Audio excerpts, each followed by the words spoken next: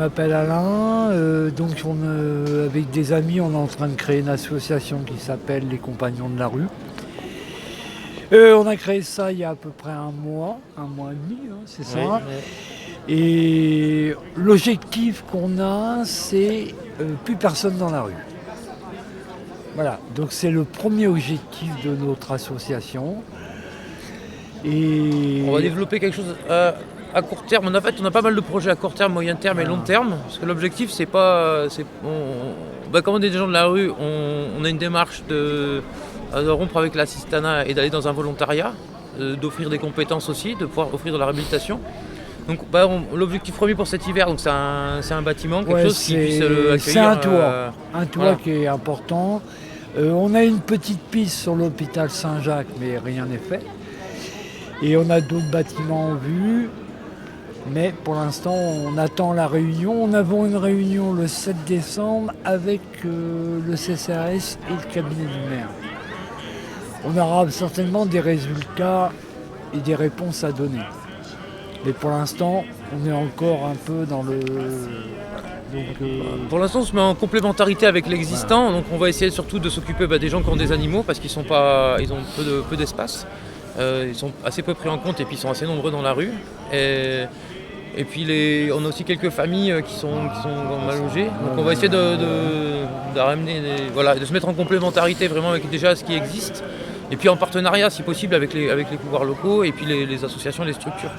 Parce que si on arrive déjà à réhabiliter un bâtiment, nous, ça nous fait des compétences. Ça, l'objectif, c'est aussi de faire les choses par nous-mêmes, pour nous-mêmes, et d'être appuyé c'est par les pouvoirs publics, mais aussi les citoyens de la ville, quoi. Je pense qu'effectivement, une ville où chacun a de quoi se loger, se nourrir, se soigner, c'est quand même plus agréable qu'une ville où il y a des gens qui sont dans la misère.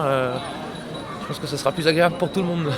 Il y a peut-être d'autres moyens que d'interdire la mendicité, de mettre des bancs anti-SDF pour enlever les SDF de la rue.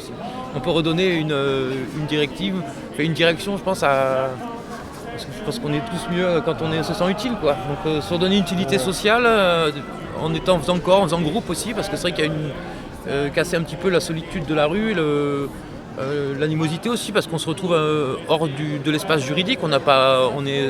Les lois, elles sont plus pour nous. On n'a plus de droit à la justice. On se sent un peu à l'extérieur. Donc on va essayer de ramener aussi les gens, que ce soit pour qu'on s'inscrive pour parce que finalement pour se faire entendre aussi aujourd'hui dans le système politique, si on n'est pas électeur, on n'est pas entendu. Donc on va essayer de ramener aussi les gens dans la démarche de redevenir des citoyens dans cette ville, de reprendre la place. Donc c'est avec la spécificité effectivement que c'est une démarche faite par nous-mêmes. C'est pas des gens qui sont de là-haut qui viennent nous dire ce qu'on doit être, mais c'est nous qui essayons de voir comment est-ce qu'on va se sortir de cette situation. Donc, je pense qu'on est les mieux placés en fait pour savoir. Alors, ce qu'il faut savoir aussi, c'est que c'est un objectif de mettre tout le monde à l'abri, et surtout cet hiver, et même dans le temps.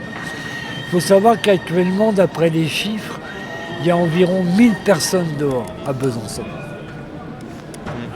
On a les rapports, j'ai les rapports. J'ai écrit un article qui est paru dans la presse byzantine il y a une semaine, où justement on parle de tout ça. Et le résultat est quand même assez frappant et désagréable. 1000 personnes, c'est énorme. Donc ça paraît pas, mais... Alors il y a différents âges, entre 18 et 25 ans, 30 à 40 ans, puis au-delà, quoi. Je veux dire. Mais il faut sortir tout le monde de la rue. C'est pas moi qui l'ai dit, c'est M. Macron qui nous a dit plus personne dans la rue. Alors on va lui enlever l'épine du pied et nous on va le faire. On va se prendre par la main. C'est un projet d'urgence pour cet hiver. Et après on a un projet pour le printemps, voilà. On va essayer de développer au printemps, on aimerait bien, parce qu'une terre aujourd'hui ça coûte pas très cher.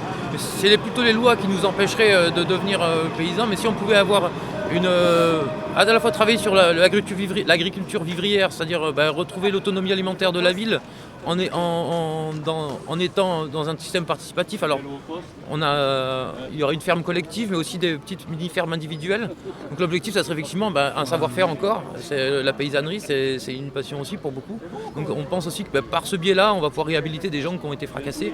Donc c'est que avoir un endroit à soi, avec un petit jardin, même si c'est 200 mètres, 300 mètres carrés, mais ça fait de l'autonomie alimentaire pour lui, et puis derrière une ferme collective pour la ville.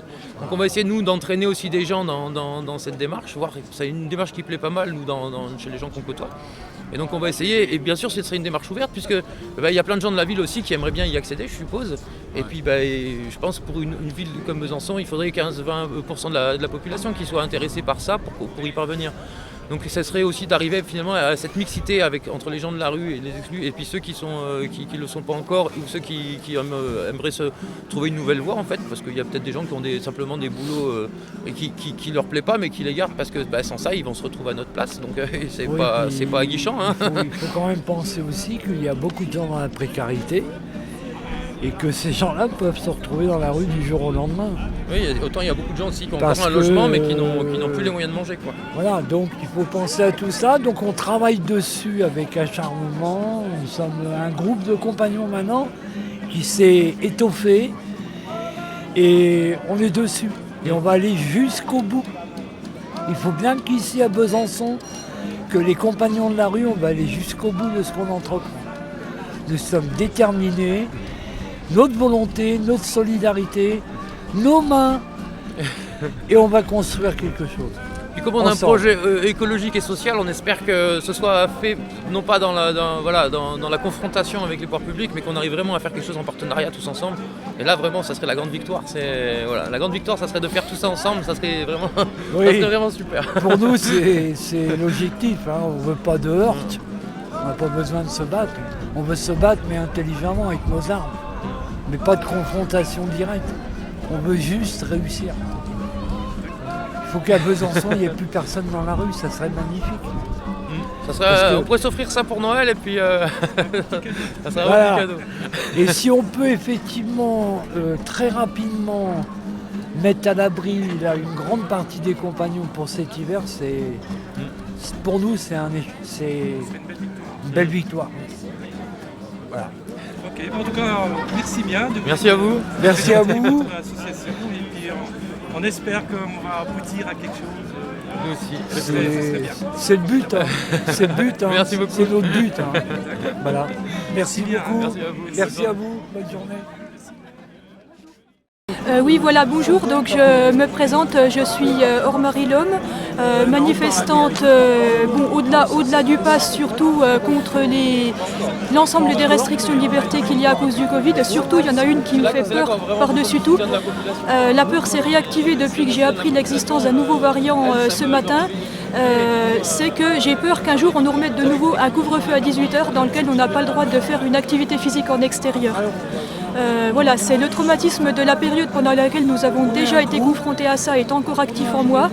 Et voilà, l'émergence de ce variant vient réactiver ce traumatisme en moi.